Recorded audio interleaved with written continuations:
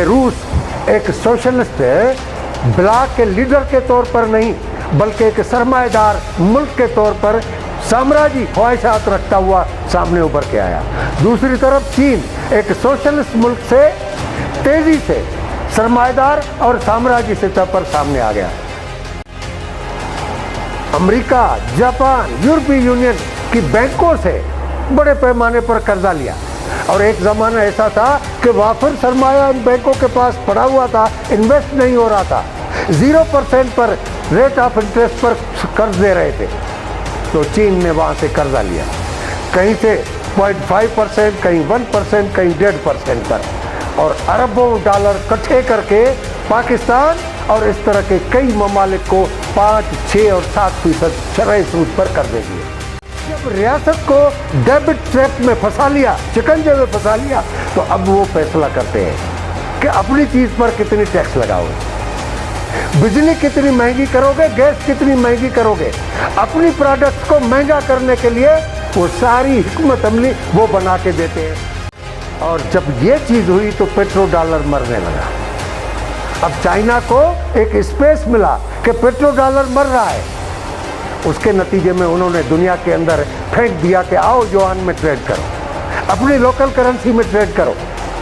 अब ये दुनिया एक नई शक्ल की तरफ जा रही है और अमेरिकी साम्राज्य बूढ़ा होता हुआ गुरूब होने की तरफ जा रहा है और चीन उभरता हुआ साम्राज्य अपनी तेज रोशनी दिखाने की तरफ जा रहा है।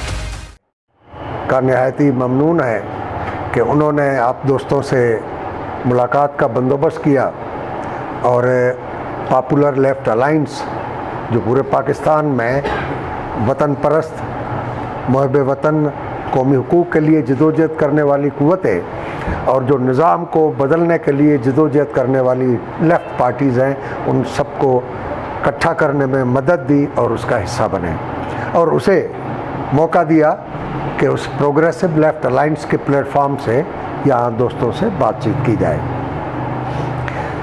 दोस्तों, जो मौजू साथी ने रखा है वो बहुत बड़ा है और मैं समझूंगा कि अगर आप थोड़ा सा सुनने को तैयार हो तो मैं उसके तफसीलात में जाऊं और फिर उसके यहाँ असरात क्या होंगे और उन असरात के हवाले से लड़ाई और तज़ादात की हैयत को समझते हुए उसके मुताबिक हिकमत अमली तरतीब दी जाए।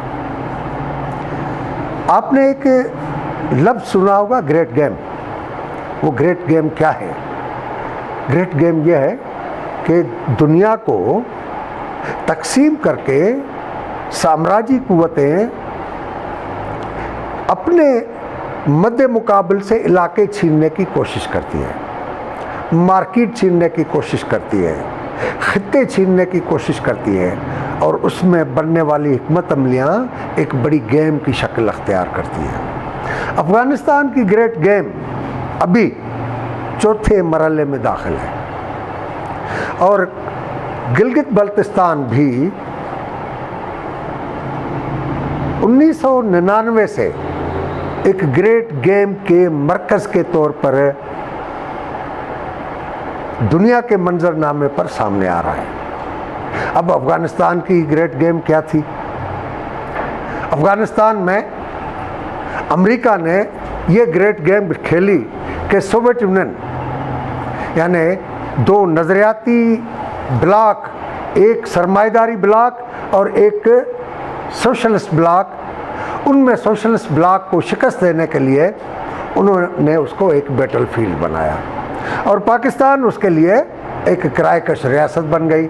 पूरी दुनिया से गुंडे, बदमाश, माफियास इकट्ठी करके वहाँ लड़ाई लड़ी।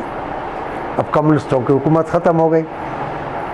कम्युनिस्टों की हुकूमत ख़त्म होने के बाद वो मुजाहिदीन जिन्होंने इतनी तवील जंग की थी, उसकी रियासत का ढांचा भी दुनिया के सामने आ गया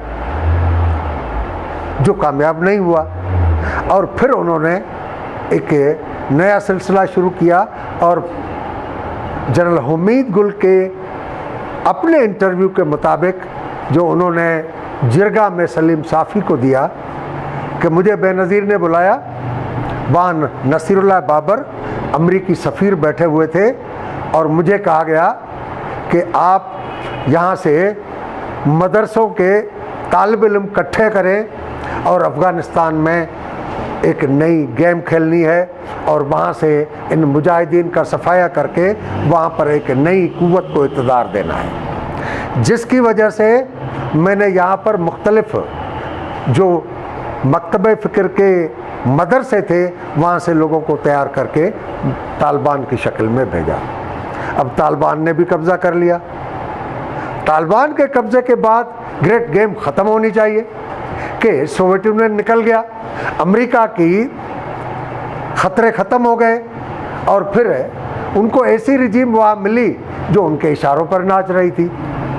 लेकिन वहाँ पर एक नया खेल और शुरू हुआ जिसको सेकंड ग्रेट गेम कहा जाता है। वो ये हुआ कि सेंट्रल एशिया की रियासतें जब सोवियत यूनियन टूटा और येल्सिन ने बैरियर लगा दिए कि हर एक रियासत जो है वो अपने इंतज़ाम खुद करे, तो उनकी मईशत इंटीग्रेटेड थी, इतनी इंटीग्रेटेड थी कि कोई भी प्रोडक्ट किसी एक रियासत में नहीं बनती थी। मिसाल के तौर पर कपड़ा एक जगह बनता था तो उस कपड़े के लिए केमिकल फैक्ट्री जो उसमें कलर करे वो दूसरी जगह होती थी, तो उसकी कटाई और गारमेंट्स की जगह वो दूसरी होती थी। इस तरह के एक इंटीग्रेटेड इकानमी की शक्ल थी। जब वो बंद हो गया तो अब उनको तो कुछ दिया नहीं। उसके नतीजे में उन्होंने अपील की सेंट्रल एशिया की 6 रियासतों ने कि दुनिया आए, हमारे पास बहुत सारे वसाइल है, आके उसको एक्सप्लोर करो, हमारी मदद करो, इन्वेस्टमेंट करें। और ब्रीदास कंपनी जो असल में इटली की थी और उन्होंने अर्जेंटीना में इन्वेस्टमेंट करके तेल और गैस निकाला था, वो प्राइवेट कंपनी थी, प्राइवेट एंटरप्राइज थी। उन्होंने फौरी तौर पर तुर्कमानिस्तान पहुंची और तुर्कमानिस्तान से उन्होंने तेल और गैस के ज़खायर निकाले। लेकिन अब उस तेल और गैस को दुनिया में मार्केटिंग के लिए मज़ीद पैसों की ज़रूरत थी। वो ब्रीदास के पास इतना सरमाया नहीं था, तो उन्होंने अमेरिका की न्यूयॉर्क स्टॉक एक्सचेंज में कंपनी को रजिस्टर करा के और शेयर्स फ्लोट किए और अमेरिकी अखबारों में फुल पेज के इश्तिहार शाया किए जिसमें बताया कि तुर्कमानिस्तान में तेल के ज़खायर कितने हैं, गैस के ज़खायर कितने हैं और ये ज़खायर कितने अरसे तक चल सकते हैं। तो लोगों ने धड़ाधड़ इन्वेस्टमेंट करना शुरू कर दी। अब इस दौरान एनर्जी में एक बहुत बड़ी कंपनी जिसका नाम यूनिकोल है, जिसके मालकान 2 फैमिलीज थी, एक बुश फैमिली, दूसरी डिक चैनी फैमिली। उन्होंने कहा अफ़गानिस्तान से सोवियत यूनियन को हमने निकाला, मुजाहिदीन की हुकूमत ख़त्म करके फिर तालिबान पर ख़र्चा हमने किया और अब ब्रीदास वहाँ से तेल और गैस निकाले। जबकि यूनिकोल कंपनी बम्बई में एक बहुत बड़ा पावर जनरेशन प्लांट लगा चुकी थी जिसके लिए वो परेशान थे कि गैस कहाँ से लाएं। तो उन्होंने मंसूबा बनाया कि हम ब्रीदास कंपनी का रास्ता रोकें और अफ़गान गवर्नमेंट को हम हिदायत दें कि वो इनको वहाँ से गुजरने न दें। ब्रीदास कंपनी का चेयरमैन पाकिस्तान आया और उन्होंने आके पीपल्स पार्टी की गवर्नमेंट में प्राइम मिनिस्टर बेनज़ीर से मुलाकात की और उनसे कहा कि आप बराए मेहरबानी अफ़गानिस्तान की गवर्नमेंट से कहें हमारे पाइपलाइन वहाँ से गुजरने दें। बेनज़ीर ने उनसे कहा ये जो मैं पेश कर रहा हूँ ये डॉक्यूमेंट्री एविडेंसेस मौजूद है और अहमद रशीद जो पाकिस्तान का वेल नोन जर्नलिस्ट है उन्होंने अपने किताबों में वो डॉक्यूमेंट्स भी प्रोवाइड किए हैं। बेनज़ीर से मुलाकात हुई। बेनज़ीर ने उनसे कहा कि ठीक है, इस सिलसिले में आसिफ से मुलाकात करो। आसिफ से मुलाकात हुई तो आसिफ ने उनसे कहा कि ये करने को तैयार हैं लेकिन कंपनी में 10% शेयर्स चाहिए।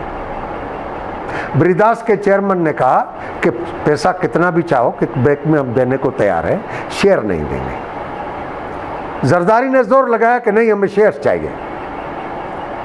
अब उन्होंने कहा कि चलो डायरेक्ट हम मुल्ला उमर से बात करते हैं। तो मुल्ला उमर से बात करने के लिए पाकिस्तान से एक पख्तून लड़की जो पश्तो जानती थी, इंग्लिश जानती थी, उसको उन्होंने हायर किया एज अ सेक्रेटरी और वो फुल निकाब में उस ब्रीदास के चेयरमैन के साथ मुल्ला उमर के पास चली गई। मुल्ला उमर ने उनसे कहा कि ठीक है हम गुजारने देंगे, कितने पैसे मिलेंगे, कितनी यहाँ से रायदारी करनी पड़ेगी, उसकी हिफाजत के कितने मिलेंगे।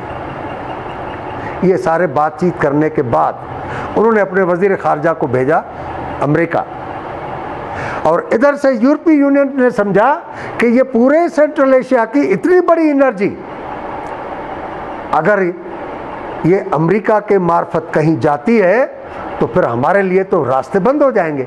लिहाजा उन्होंने शुमाली इत्तेहाद के कमांडर अहमद शाह मसूद को यूरोपियन पार्लियामेंट में बुलाया और उनसे कहा कि आप क्लेम करें कि इतना हिस्सा मेरे पास है, लिहाजा जो अमेरिका से मुआहिदा करेगा, मुल्ला उमर से मुआहिदा करेगा, हम उसे तस्लीम नहीं करेंगे। उन्होंने वहाँ तकरीर की यूरोपीय पार्लियामेंट में, और उसके बाद अमेरिका ने मुल्ला उमर और उसामा बिन लादेन से कहा कि इसको उड़ा दो, और उसामा बिन लादेन ने 2 अरब जर्नलिस्ट हायर किए जिन्होंने उसके इंटरव्यू के नाम पर उनसे मुलाकात की और कैमरे में उन्होंने बम फिट किया था। जब वो उनके करीब बैठा था तो उसको उड़ा दिया। उसके नतीजे में वो खेल जो यूरोपीय यूनियन का था वो उड़ गया। अब मामला ये हुआ कि मुल्ला उमर वो अमेरिका से कहने लगा कि भाई अगर आप यूनिकोल कंपनी को गुजारेंगे तो हम इतने पैसे लेंगे। ब्रिदास से कह रहा था कि आप अगर यहाँ से गुजारेंगे हम इतना पैसा लेंगे। अब अमेरिकन्स के लिए थिंक टैंक में चले गए, रिपब्लिकन्स थिंक टैंक्स में चले गए कि इसका हल क्या निकाला जाए कि ब्रिदास को भी रोका जाए और यूनिकोल कंपनी वहाँ से ये सारी चीज़ें ले आए। उन्होंने एक फार्मूला पेश किया। वो फार्मूला क्या था? अब शुरू होती है तीसरा ग्रेट गेम का फेज। उन्होंने फार्मूला पेश किया कि हर साल आप $1.5 अरब वहाँ से गुजरने का और उसकी हिफाजत का मुल्ला उमर को दे, उससे बेहतर है कोई ऐसी वारदात की जाए जिसके नतीजे में बिलाशक $5 अरब का नुकसान हो जाए, लेकिन मुस्तकिल आप अफगानिस्तान पर बैठ जाए। और उसके तहत वर्ल्ड ट्रेड सेंटर का वाक़या हुआ और अमेरिका अफगानिस्तान पर चढ़ दौड़ा आके कब्जा किया। और अफगानिस्तान के कब्जे के बाद ब्रिदास कंपनी का रास्ता बंद हो गया।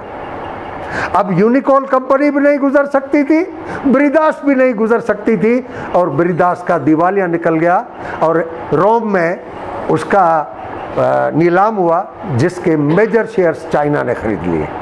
अब ब्रिदास कंपनी ख़त्म हो चुकी है, उसके मेजर शेयर्स चाइना के पास है। अब वो तुर्कमेनिस्तान का तेल और गैस जो है वहाँ पड़ा हुआ है, चाइना वहाँ से लेके अपने मुल्क में जा रहा है। अब ये जो ग्रेट गेम अफगानिस्तान में चल रही थी, उसी दौरान दुनिया के अंदर नई कुव्वतें, नए मज़ाहिर भी सामने आने लगे। वो क्या मज़ाहिर सामने आने लगे कि रूस एक सोशलिस्ट ब्लॉक के लीडर के तौर पर नहीं, बल्कि एक सरमाएदार मुल्क के तौर पर साम्राज्यी ख्वाहिशात रखता हुआ सामने उभर के आया। दूसरी तरफ चीन एक सोशलिस्ट मुल्क से तेज़ी से सरमाएदार और साम्राज्य सतह पर सामने आ गया। अब दुनिया के अंदर जो बायपोलर वर्ल्ड थी, निज़ामों की जंग थी, उसने तारीख के फर्स्ट वर्ल्ड वार से पहले के दौर की तरफ चली गई कि एक ही निज़ाम के अंदर मुख्तलिफ मराकज़ की जंग। और इस तरह अमेरिका और यूरोपीय यूनियन, उनके दरमियान तजादात, और इस तरफ चीन, रूस और अमेरिका के दरमियान तजादात। तेज़ी से यूरोप को इंटरनेशनल ज्यूज फाउंडेशन, जिसका किसी ज़माने में नाम होता था फ्री मैसन, और वो तमाम दुनिया में एक जिम खाना क्लब की तौर पर काम करती थी और उसमें इंटेलेक्चुअल्स बैठते थे और ज्यूज उसमें काम करते थे कि पढ़े लिखे लोगों को उन क्लब में बिठाकर एंटी ज्यू जो अप्रोच है उसको तब्दील किया जाए। वो तंजीम की क़यादत आ गई इमरान खान के ससुर के पास, गोल्डस्मिथ के पास। गोल्डस्मिथ ख़ानदान ने उसकी हैयत तब्दील की, एक थिंक टैंक के बजाय बाकायदा ऑर्गेनाइजेशन की शक्ल में ले गए और उसका नाम रखा international Jews foundation. International Jews foundation बनने के बाद यूरोप में कैंडिडेट्स खड़े करने लगे। अब अमेरिका यूरोप में अपने कैंडिडेट्स को जितवाने की कोशिश कर रहा है और जो इंटरनेशनल ज्यूज फाउंडेशन है वो अपने कैंडिडेट्स को मुंतखब कराने की कोशिश कर रहा है। ज्यूज फाउंडेशन की कोशिश थी कि रशिया और यूरोप आपस में यूनाइट हो जाए ताकि यूरोप अमेरिका की ताबेदारी से निकले, वो दुनिया को लीड करे और इसराइल को भी उसमें तहफ़्फ़ुज़ मिल जाए। और ये तेज़ी से मामलात आगे बढ़ रहे थे और एक वाक़या ऐसा आया जिसने उस सारे अमल को ब्रेक कर दिया। वो क्या हुआ कि जब यूक्रेन में तमाम नस्लों के लिए हमदर्दी और यकजा हिमायत हासिल याफ्ता प्रेसिडेंट के खिलाफ नस्ल परस्तों को उकसाया गया और उन नस्ल परस्तों ने वहाँ पर हुकूमत गिरा दी, उसको मारने के पीछे लग गए। वो वहाँ से भाग के रूस चला गया और फिर उन्होंने रास्ता साफ किया इस जो अब रजीम है, जो प्रेसिडेंट है यूक्रेन का, जिसने आते ही 3 काम स्टार्ट किए। सबसे पहले कम्युनिस्ट पार्टी पर पाबंदी लगा दी, दूसरे नंबर पर रूसी ज़बान में निकलने वाली अखबारें, रूसी ज़बान में चलने वाले टीवी और रेडियो स्टेशन को बंद कर दिया और लोगों के अंदर सेंटिमेंट्स पैदा किए कि रूसी हमारे पास क्यों हैं, यानी नस्ल परस्ती को फाशिज़म की तरफ ले गए। और एक मरला ऐसा आया कि जिस तरह यूरोप में बदमाश जो है नस्ल परस्त गंजापन करके ग्रुप निकाल कर मुख्तलिफ लोगों पर हमला करते थे, इस तरह तुर्की में ये मामलात हो गए। रूस को मजबूर किया गया कि वो आए यूक्रेन में ताकि वो ट्रैप हो और उसके साथ जंग की जाए, तो रूस और यूरोप के दरमियान तजादात शदीद हो जाएं, यूरोप और रूस यूनाइट न हो सके जो अमेरिका का मुकाबला कर सके। और वो ज़ेलेंस्की ने यूक्रेन को उस सतह पर ले गया और ज्यूज फाउंडेशन का मंसूबा नाकाम हो गया। उसके नतीजे में यूरोप और रूस में दूरियां पैदा हो गई। रूस जो है वो इस काबिल नहीं रहा कि अब वो किसी चीन की भी मदद कर सके, लेकिन चीन ने 2000 से लेकर तेज़ी से दुनिया के अंदर दौलत समेटने के लिए मुख्तलिफ रास्ते अख्तियार कर दिए। वो रास्ते क्या थे? एक रास्ता ये था कि कमोडिटीज़ बनाओ, सस्ती बनाओ और दुनिया के अंदर फैलाओ, मार्केटों पर कब्जा करो। अब आप जहाँ भी जाएंगे वहाँ पर आपको लोकल प्रोडक्ट जो है वो चीन की प्रोडक्ट के मुकाबले में इंतहाई महंगी मिलेगी। एक तरफ कमोडिटी के ज़रिए मार्केट्स पर कब्जा किया, दूसरा काम क्या किया कि उन्होंने अमेरिका, जापान, यूरोपीय यूनियन की बैंकों से बड़े पैमाने पर कर्जा लिया। और एक ज़माना ऐसा था कि वाफिर सरमाया इन बैंकों के पास पड़ा हुआ था, इन्वेस्ट नहीं हो रहा था, 0% पर रेट ऑफ इंटरेस्ट पर कर्ज दे रहे थे। तो चीन ने वहाँ से कर्जा लिया, कहीं से 0.5%, कहीं 1%, कहीं 1.5% पर, और अरबों डॉलर इकट्ठे करके पाकिस्तान और इस तरह के कई ममालिक को 5, 6 और 7% शरह सूद पर कर्जे दिए। अब उसके लिए 2 चीज़ें हो गई। एक, जब कमोडिटी भेजते थे तो उस पर टैक्स लगाना तो हुकूमत की जिम्मेवारी थी। अब हुकूमत को मेहनत करनी पड़ती थी, रुश्वत देनी पड़ती थी, कुछ ना कुछ शुगल करना पड़ता था, और ये सरमाएदार उसकी अयाशी के लिए लड़कियां पेश करने में भी कोई खारा भी नहीं समझते, सारा काम करते थे। अब जब रियासत को डेबिट ट्रैप में फंसा लिया, शिकंजे में फंसा लिया, तो अब वो फैसला करते हैं कि अपनी चीज़ पर कितनी टैक्स लगाओगे, बिजली कितनी महंगी करोगे, गैस कितनी महंगी करोगे। अपनी प्रोडक्ट्स को महंगा करने के लिए वो सारी हिकमत अमली वो बना के देते हैं। तो अब दुनिया के अंदर चीन उस अमेरिकी साम्राज्य का मुकाबला करने के लिए उसकी लेवल पर आ गया, और दुनिया के अंदर नई टेक्नोलॉजीज़ भी इस दौरान डेवलप हो रही थी। वो नई टेक्नोलॉजी क्या आ रही थी कि पेट्रोल, डीजल ये आलूदगी पैदा करने का सबब बनती है और दुनिया बड़े पैमाने पर पॉल्यूशन का शिकार हो गई है। अभी अक़वाम मुत्तहिदा के सेक्रेटरी जनरल ने कहा है कि गुज़श्ता 50 साल में इतनी आलूदगी पैदा हुई है जो उससे पहले 500 साल में आलूदगी पैदा नहीं हुई थी। और उन्होंने कहा कि यह सिलसिला जारी रहा तो आइंदा 50 साल या 100 साल के अंदर इंसान के रहने के काबिल ये धरती नहीं रहेगी। तो इस वजह से अल्टरनेट एनर्जी की तरफ दुनिया जा रही है। सोलर से तवानाई हासिल करो, लेकिन वो सोलर की तवानाई रिजर्व कैसे हो, बैटरी में तो इतनी जान नहीं, तो एक्सपेरिमेंट्स करते करते लिथियम पर पहुंच गए और आज दुनिया के अंदर लिथियम जो है वो एक इम्पॉर्टेंट मेटल बन गया। और अब लिथियम की बैटरियां कारों को तो दौड़ा रही हैं, अब तैयारी हो रही है कि वो जहाज को भी उड़ाए। और जब ये चीज हुई तो पेट्रो डॉलर मरने लगा। अब चाइना को एक स्पेस मिला कि पेट्रो डॉलर मर रहा है, उसके नतीजे में उन्होंने दुनिया के अंदर फेंक दिया कि आओ युआन में ट्रेड करो, अपनी लोकल करेंसी में ट्रेड करो। अब ये दुनिया एक नई शक्ल की तरफ जा रही है और अमेरिकी साम्राज्य बूढ़ा होता हुआ गुरूब होने की तरफ जा रहा है और चीन उभरता हुआ साम्राज्य अपनी तेज रोशनी दिखाने की तरफ जा रहा है। अब इस दुनिया में गिलगित भी जी रहा है, पाकिस्तान भी जी रहा है, दुनिया भी जी रही है। अब हमें क्या करना होगा? मल्टी डायमेंशन साम्राज्य हिकमत अमलियों से लड़ाई हो रही है। अभी